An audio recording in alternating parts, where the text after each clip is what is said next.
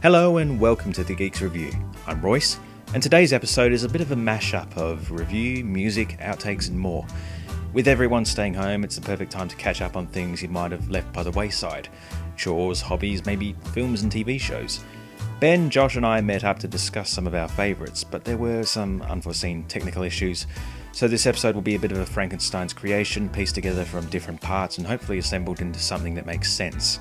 To start us off, this is the original opening for the episode, where I play an April Fool's Day prank on Ben, and Josh's first recommendation for the horror series Ash vs. the Evil Dead, which you can check out on Netflix and Stan. I'm Royce. I'm Ben. I'm Joshua. Oh, hey, Ben's back. Hey, Ben. Leave me alone. To celebrate Ben being back, I'm going to review the film Ben is Back. What? A 2018 drama film starring Julia Roberts and Lucas Hedges from Lady Bird and Boy Erased. A family's Christmas is shaken up with the return of the eldest son, Ben. But all the marketing around this film was pretty quiet on what Ben was back from. However, the title, it sticks out as attention-grabbing, and it makes you ask questions. Are you serious right now? You quickly learn Ben is back after a few months away in rehab, and that everyone, including himself, sees him as nothing more than a ticking time bomb. It's a very serious film, guys. Waiting to slip back into old habits. It's April 2nd. I've April Fooled you both. Haha. Basically, but yeah, Ben is back. He's back on the show, and Ben is Back the movie. Yeah, drama film. You learn different parts of the story as he gets back into town, painting a clearer picture of what happened to get to this point. The real drama comes when the family dog is kidnapped by one of Ben's old friends, and his and his mother's battle to both keep and learn the truth for one another. The performances from Julia Roberts and Lucas Hedges are both great. I had heard some say that he was a bad actor, but I think since most of his roles are teenage boys, just all from very different walks of life, he's very authentic and understated, true to life. It's a great watch if you love character and family drama, very moody and cold, which I liked. Give it a watch if it sounds good. It's free to watch on Foxtel. I was like, wait, is this really happening right now? Yeah, I thought if we can get you back in time for April, I was going to do that. Oh. I've been planning this for over a month, man. Oh, so you've been discussing this with Josh, no doubt? No, Josh had no idea. Oh, okay. And I went out and I did watch Ben is Back, and I was like, wow, that's actually pretty good. I can make a review on that.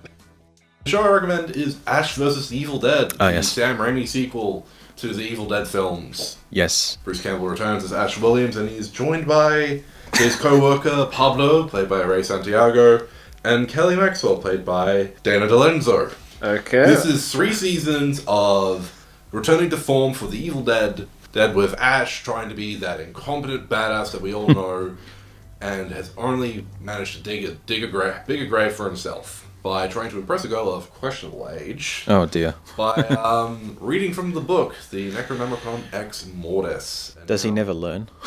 No, he doesn't. No. A local produced film, series, sorry. Local produced, it was made in Australia, was It it? was made in New Zealand.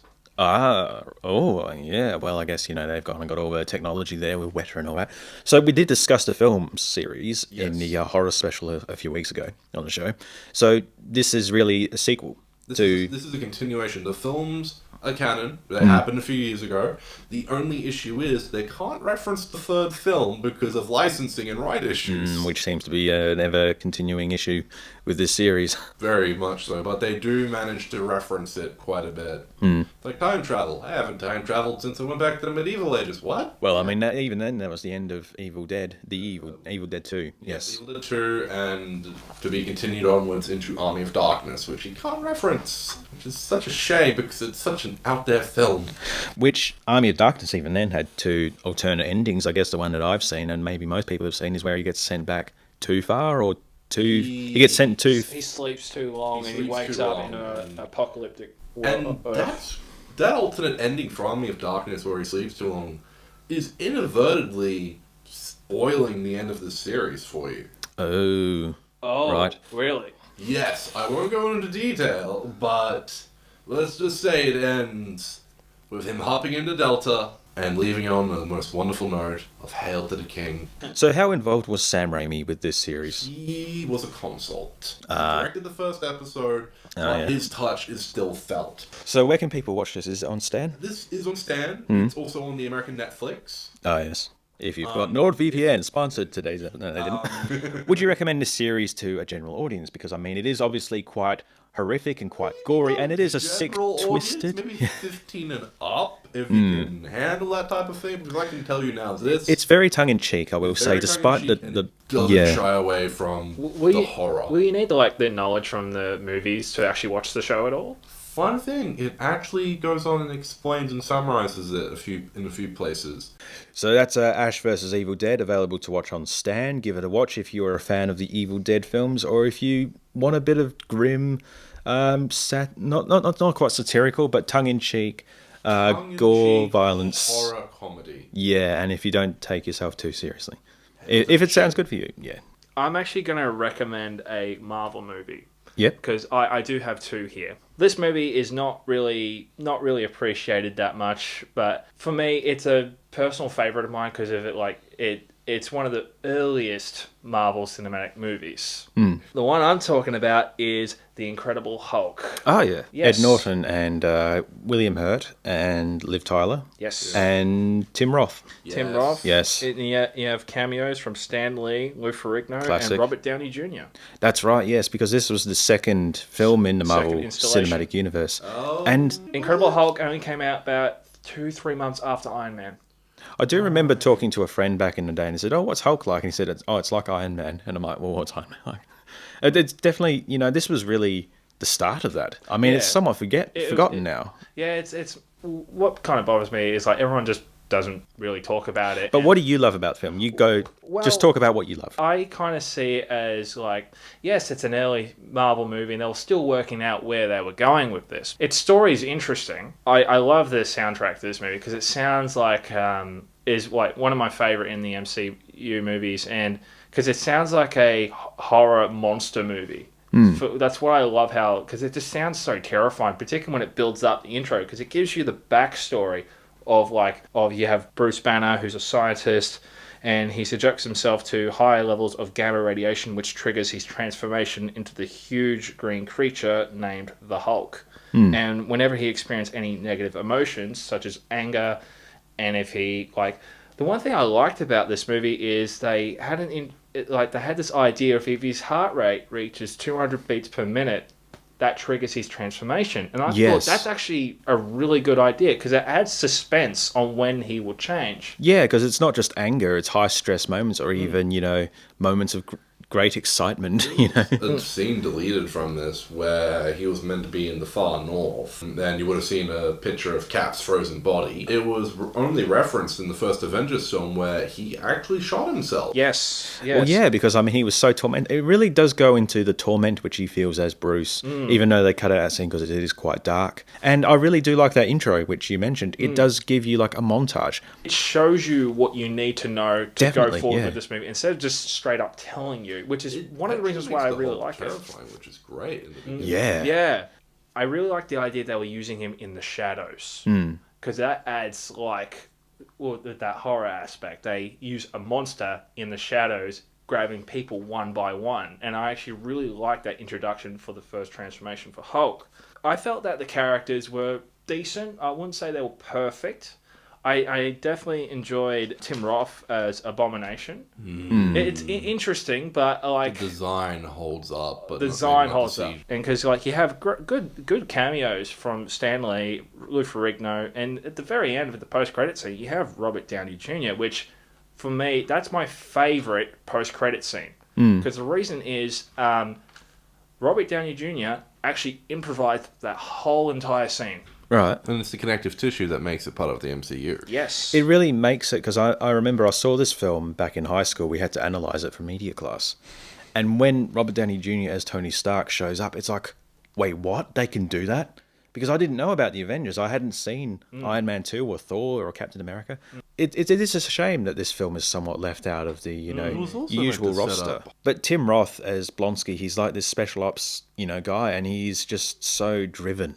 And they decide, okay, we're going to send you up against, the Incredible Hulk. We got to give you something to really boost you. They actually don't tell him what he's up against. It's we're going to send you and a squad of people. We're going to capture this fugitive, and it completely backfires. And Bruce changes, and they're like, something hit us really big. We don't know what the heck that was. Whatever it was, it threw a forklift like a softball, he said. I thought that was funny. It does bring this very Tim Roth energy to it. Brings what I would call the hunter looking for the ultimate game. One of my favourite things about this movie is, like, you have Bruce, who eventually meets up with Betty after who knows how long. They haven't seen each other before. She doesn't know the full story on what's been going on, and he just explains to her, listen, this is what the general wants to do. He wants to take it out of me. He wants to dissect it so he can turn it into a weapon. And so I really like that. People don't really like Edward Norton. I've heard that don't like him as Bruce Banner, and for me, I think he gives a really good performance. Like, I did hear that there was a lot of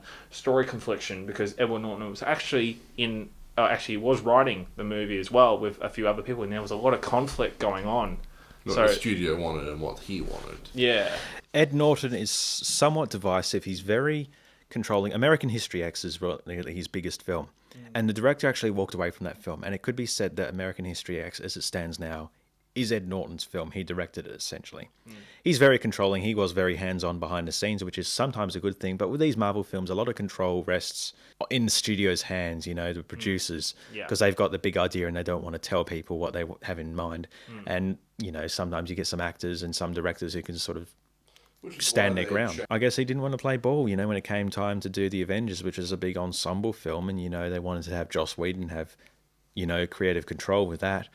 But yeah, I think he really stands out, Ed Norton, and it's sort of a shame we didn't get to see more of him. I still come back to this movie, and I still enjoy it, even though it does have its little minor issues for me, but I definitely recommend this movie. I actually do think that more people should actually watch this movie more often. The Incredible Hulk, starring Ed Norton, is available to watch on the streaming platform Stan.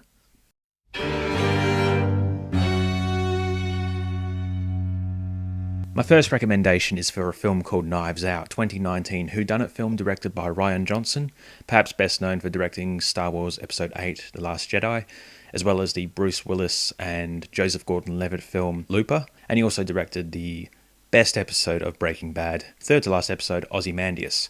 So, Knives Out is an ensemble whodunit comedy drama murder mystery film.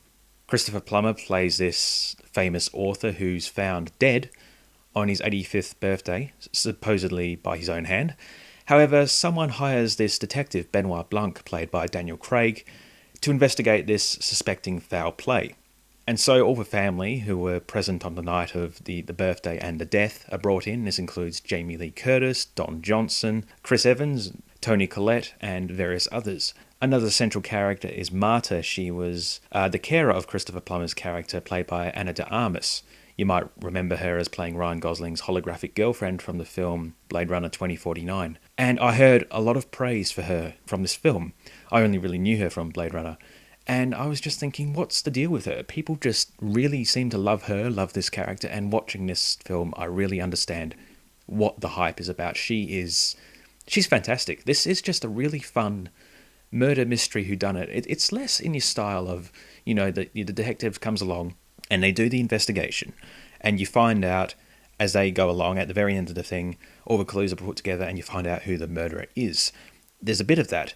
But this is more in the vein of something like, I guess, Columbo, where you know who the murderer is fairly early on. I kind of hesitate to say because I don't want to spoil anything. You almost want them to get away with it, waiting for the detectives to find them and piece it all together. And it's a really fun ride. There's a lot to really enjoy in this film.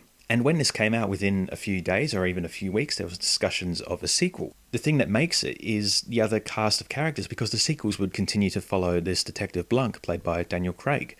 And he has this very deep southern drawl, very different to his natural voice. Of course, that would mean more adventures, more murders, and more mysteries for him to solve. But it does mean leaving behind this fantastic ensemble cast, and I just absolutely love all the characters. This film is available to rent on Foxtel. Definitely check it out if it sounds like your cup of tea. If you do enjoy the old murder mysteries like Murder, She Wrote, or Sherlock Holmes, Poirot, Ms. Marple, and Columbo, as I said, it's a really fun watch. Give it a watch if it sounds good. Now we were going to have the second recommendation of Josh's. It's one of his favourite films, but unfortunately, due to the unforeseen technical issues I mentioned at the beginning of this episode, the recording was lost, which is a bit of a shame because this is Josh's absolute favourite film, that's Escape from New York, starring Kurt Russell and directed by John Carpenter. It's available to watch on Foxtel. It's set in a slightly dystopian future world where the island of Manhattan, New York, has been transformed into a giant prison where every lowlife and scumbag from across the country has been dumped in there. And unfortunately, the President of the United States, played by a very English Donald Pleasance, has found himself marooned there and held hostage. And so the US government turns to mercenary Snake Plissken, played by Kurt Russell, to get in there and rescue him from the gangs, the other criminals, and of course the big gang leader, played by Isaac Hayes. This is a really dark, very atmospheric film, very in style with Carpenter's other films. Josh absolutely loves it. When we were recording, he was there with a Snake Plissken t-shirt. It was meant to be the first part in a trilogy. The second installment was Escape from LA, which came out a few years afterwards. Unfortunately, Josh says if you've seen Escape from New York, you've seen Escape from LA, and the third film, which was going to be Escape from Mars, became a film starring Ice Cube rather than Kurt Russell. We did, however, discuss with the resurgence of John Carpenter's popularity with the return of Halloween and classical properties like The Thing, perhaps now it is time that film could be reintroduced. I mean, Kurt Russell is still around and could be time to get to it. It's a really fun, almost semi-satirical film. Who knows whether John Carpenter had the insight to really dig into the American politics and society in the way that this film does, and like he did with other films like They Live. But it's a fun watch either way. You can just sit down and enjoy it. Got some really innovative effects and really cool action set pieces. Check it out, you can watch it on Foxtel. My final recommendation is for a TV show I think more people should see. Everyone knows what Mad Men is. You know, it's set in the 1960s in the world of advertising, Don Draper, Christina Hendricks, and this show has been compared to Mad Men. But to do that sort of does both shows a disservice, and that's because this show is so much better. Halt and Catch Fire is set in the 90s and 80s world of computers and programming, seeing the rise of personal computers and the onset of the early internet. It starts in 1983 with an IBM businessman, Joe McMillan, showing up at a small Texas company with plans to clone the IBM PC and put their own PC on the market to compete with it. He enlists the help of an underappreciated programmer, Gordon, played by Scoot McNairy, and a computer genius college student, played by Mackenzie Davis, called Cameron. Now, these characters all butt heads, and really the strongest part of the show is the characters. I said to my friend who recommended this to me, I'm not really into computers, I don't know much about technology. She says the characters are the strongest part. And I really appreciate those. There's another character, my favourite character, is Gordon's wife, Donna. And she's there ever since the beginning, and you sort of think she's going to be filling the role that Betty Draper in Mad Men filled. She's just going to be the wife who sits around at home and she feels unfulfilled. She just takes it by the reins and she throws herself, and as the series goes on, her character grows and shows such complexity. There is an issue in episode 4 where all the project files go missing, so that's when Donna joins and she's able to recover them.